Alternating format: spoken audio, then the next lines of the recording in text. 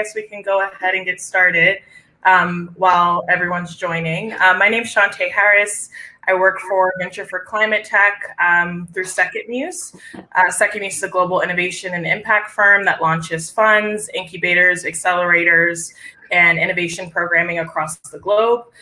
Venture for Climate Tech is a new climate tech venture studio and accelerator we launched about several months ago, sourcing the most promising climate tech solutions across the globe, helping them scale from idea to prototype.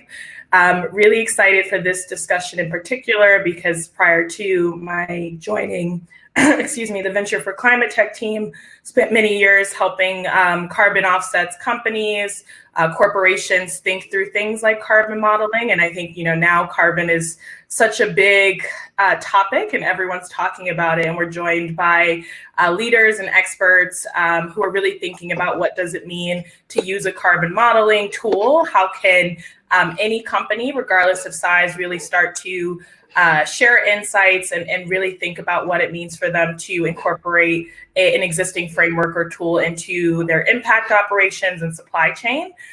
So with that, I know we don't have much time. I'm going to just remind our lovely panelists of that today and ask that we start with 1 minute introductions. I know very short, but if you all could just sort of give your background, of course, your name, where you're coming from today in terms of affiliation.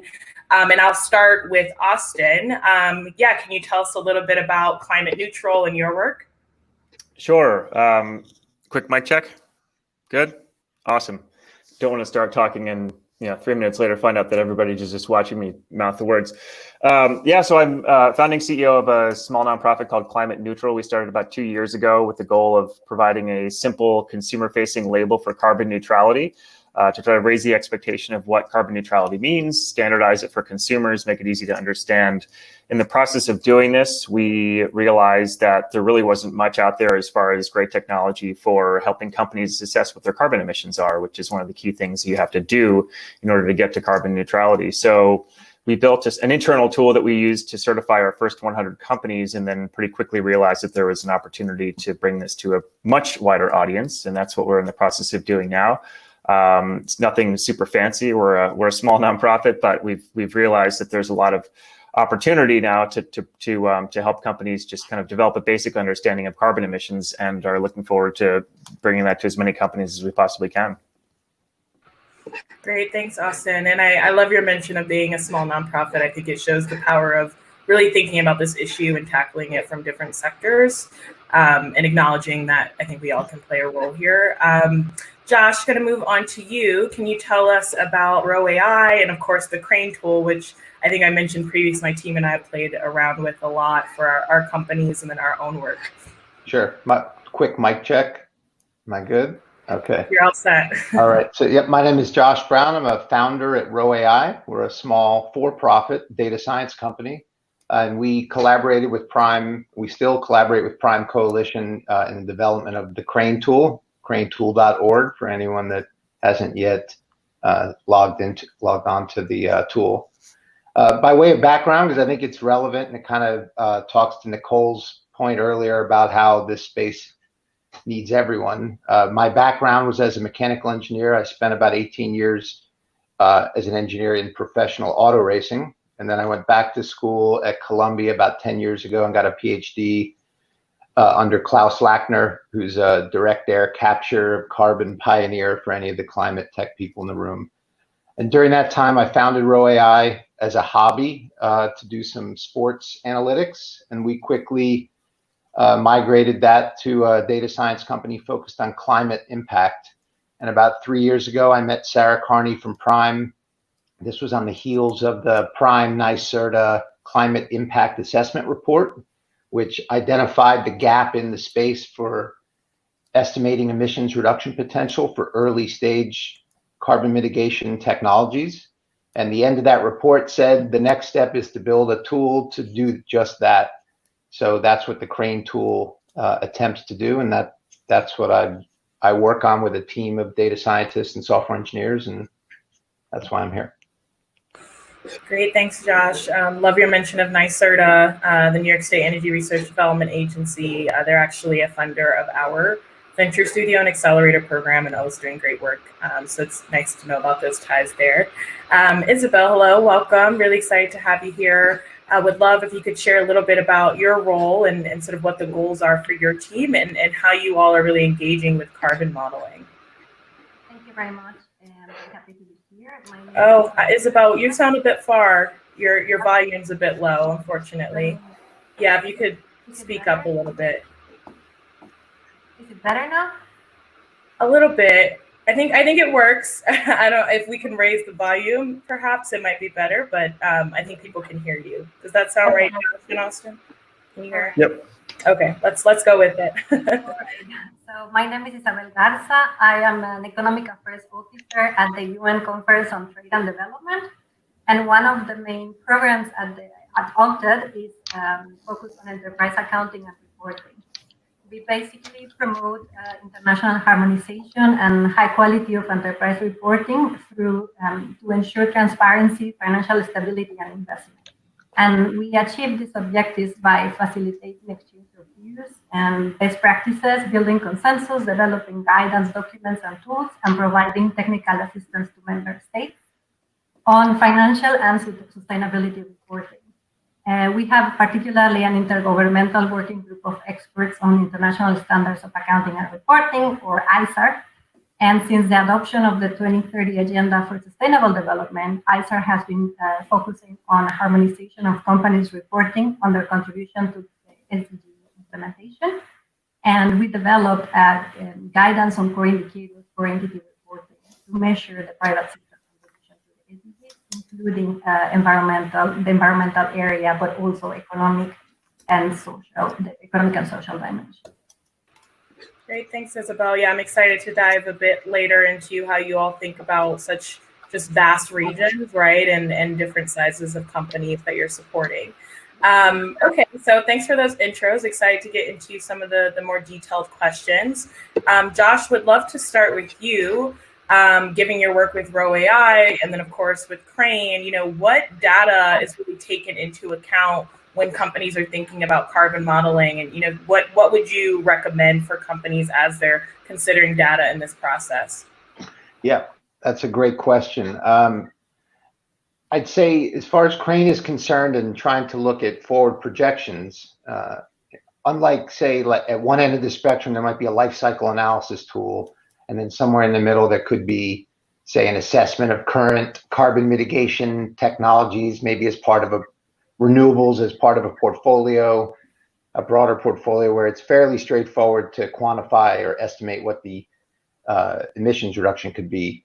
What Crane tries to do is it's looking at the future, the uncertain future, and trying to assess the potential impact for technologies, giving the inherent uncertainty both for the total addressable market of a new technology that may not even have a market or has a very small market that it currently exists in, but under certain climate scenarios could have a potentially large impact. So we look a lot at by 300 or so technologies that we have now in the Crane tool, we try to properly identify what is the addressable market or markets for technology.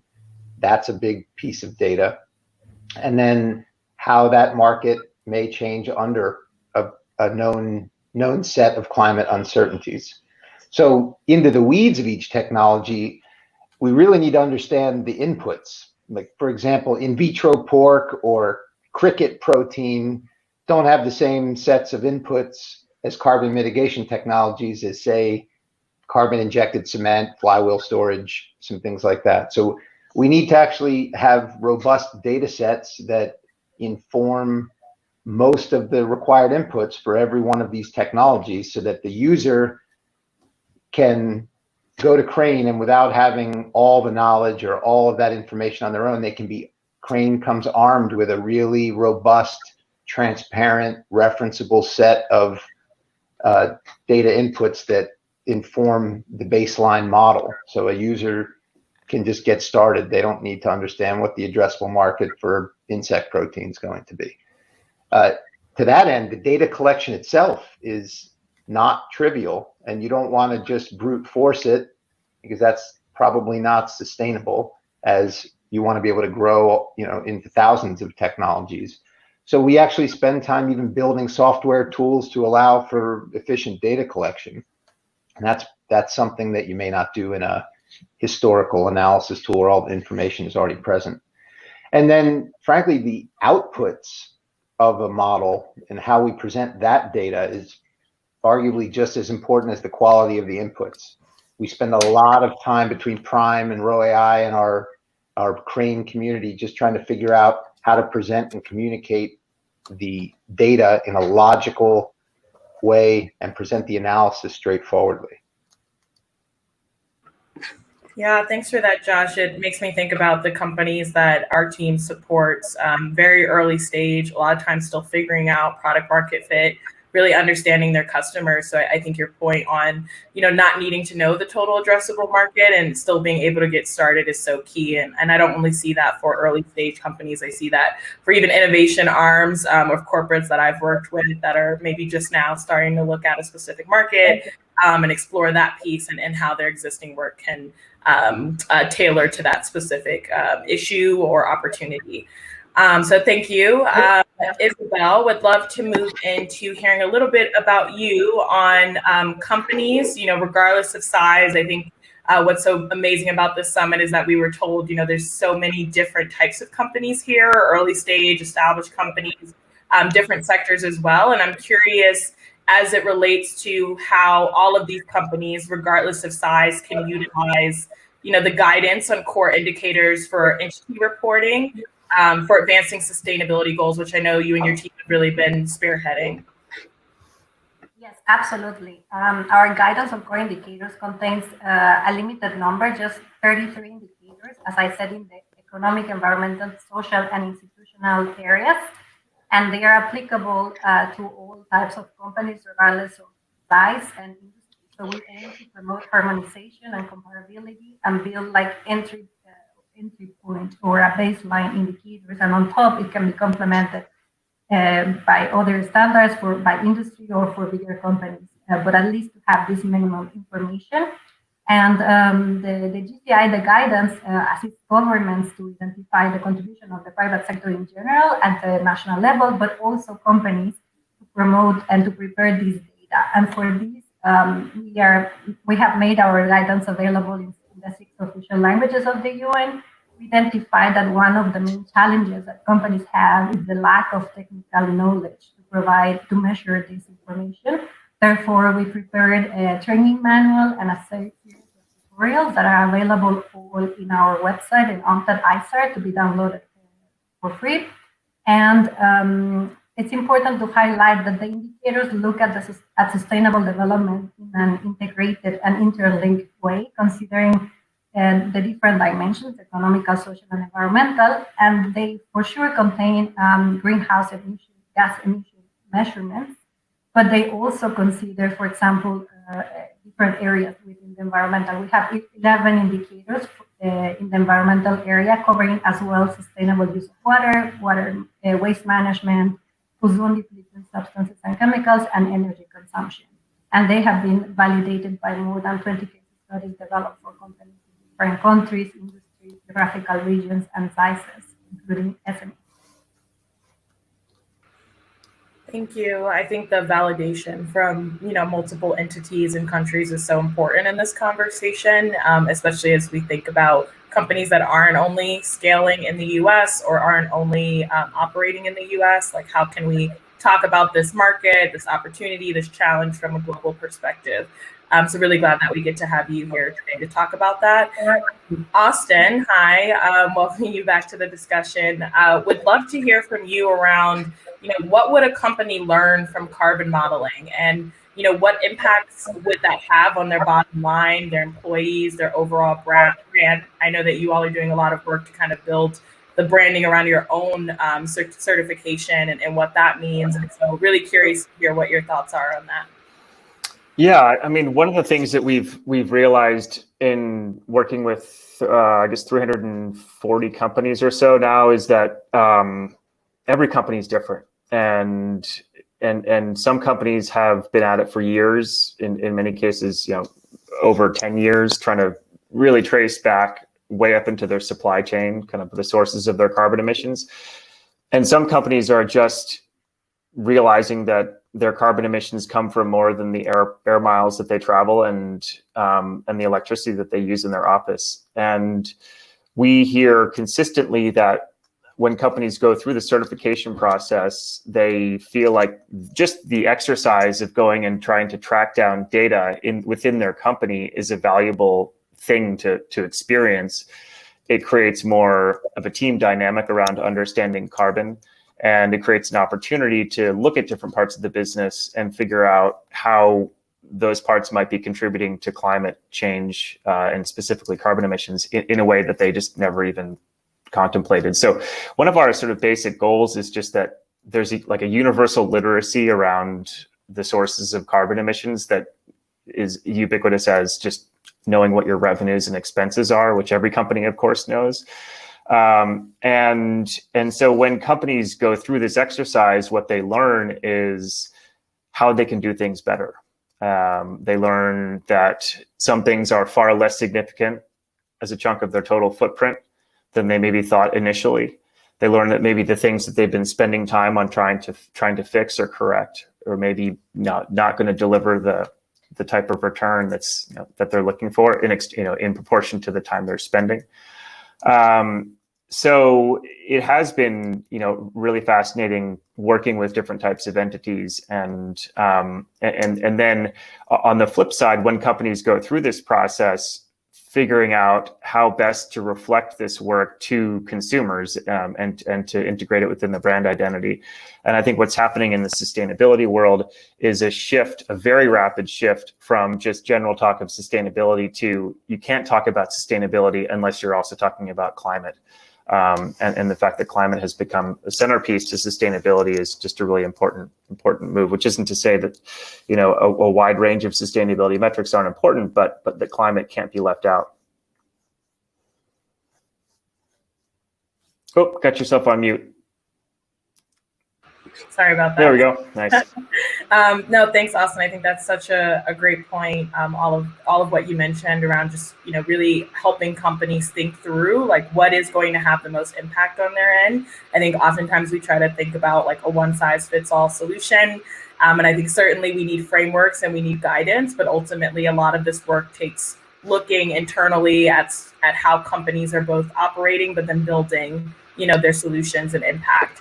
I know we don't have much time, but I did want to talk a little bit about investors and how investors can be thinking about, what it means to look at a carbon modeling tool, what are the competitive benefits, and what it means to reduce the risk of decarbonization. So Austin, I'm going to throw it back to you. Would love to hear a little bit about what type of company should be thinking about integrating a carbon modeling tool. And I say that specifically to mention, do you think startups or just mid to large size corporations should really be at the forefront of this, public, private? Yeah, I have my thoughts, but would really love to hear yours. Everybody. I mean, I think that's my short answer to that question. The range of companies that come to us, are people who are thinking of launching something on Kickstarter, all the way through companies that again have been at this for years and years. And there's no question that we need tools for every company at every step of the journey. One of the reasons I'm super excited to see the Techstars community get involved is that it does mean that more early stage companies are thinking about making climate responsibility just core part and parcel to what they're doing. There's an initiative over in Europe that is trying to get investors to build carbon reporting into term sheets, so venture term sheets, and that's great. So yeah, I mean, I think carbon modeling needs to be a part of every organization, whether it's forward-looking when you've got an idea like what Crane Tool does, whether it's more of a carbon tracking function. So yeah.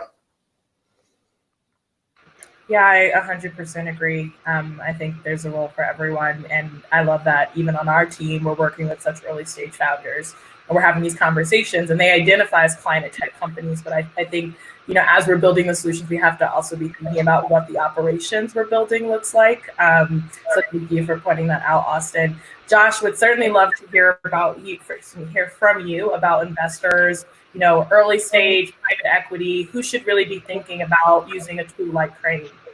Yeah, and I'll try to be quick. I'd say as an investor, it seems like it's a no-brainer. You should be using carbon modeling tools to help increase the likelihood of success for a particular investment. If you have choices to make and you want to quantify the investment risk across technologies, you can weigh that against the carbon mitigation potential. Crane allows, there are other tools, but Crane allows you to do that transparently and objectively without any biases that may be built in. And as an entrepreneur, I think carbon modeling is a great way to present your case to investors to show under what circumstances your technology may have significant carbon mitigation potential, and especially because impact investment firms, Prime, Breakthrough Energy Ventures, they have targets on what they want to see for the mitigation potential at scale. Crane absolutely aims to try to give you that kind of number. Right. Yeah, 100%. I think the investor piece is so important. We're actually thinking about incorporating that into our investor readiness bootcamp.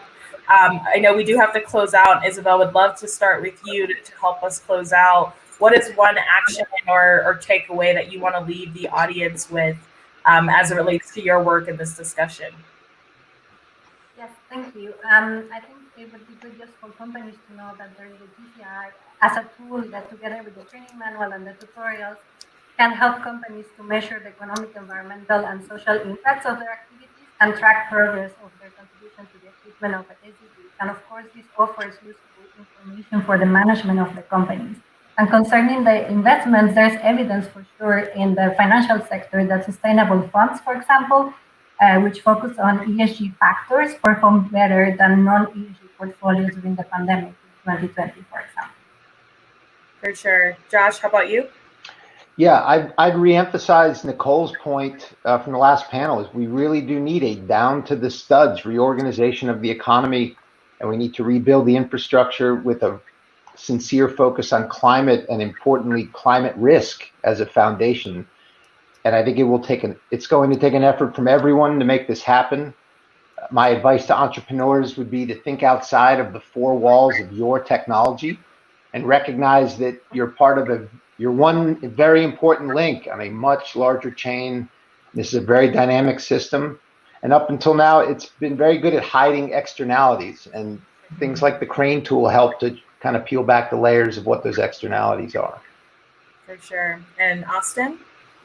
I guess I heard a couple of years ago that people were excited about this being the decade of carbon measurement and carbon transparency. And my initial thought was a decade.